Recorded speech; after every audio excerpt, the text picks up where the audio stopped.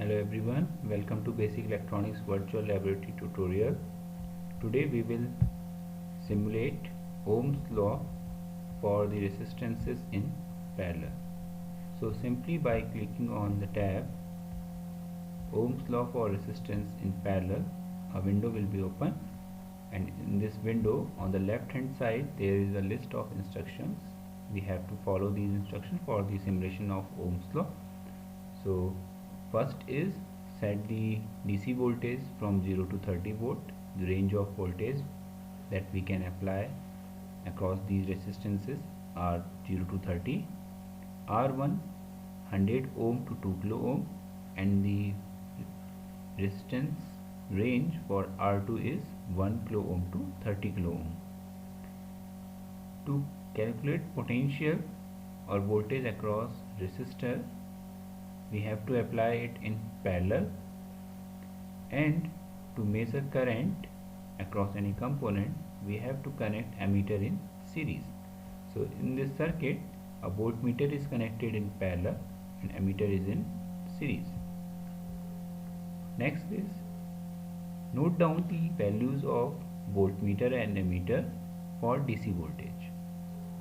Increase DC voltage by factor 2 and note voltmeter and ammeter reading. So simply we fix the value of resistance R1 and R2 and change the value of voltage by factor 2.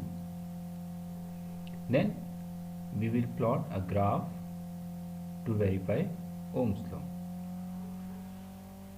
So let's start the verification or the simulation of Ohm's law for the resistances in parallel. First of all, set the value of R1 and R2. So suppose our R2 is 7 kilo ohm and the value of R1 is 700 ohm. Then initially the DC voltage is 0, so there is no current. So add this value to the table.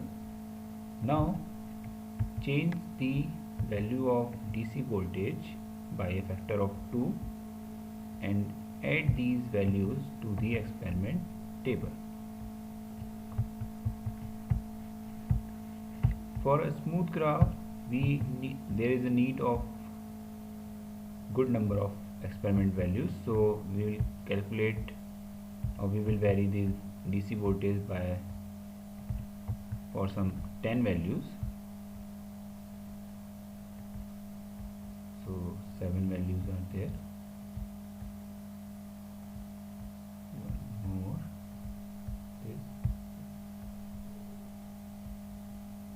So this is our experimental table. So in this experimental table, if I am applying a voltage 2 volt across these two resistances, then the current is 3.14 milliampere. So with the help of these 10 values, I can plot a graph between V and I for these resistances that are connected in parallel. So this is the graph between voltage and current that shows a linear relation between these two quantities for resistances. So it verifies the Ohm's law that if two or more than two resistances are connected in parallel, then they follow Ohm's law.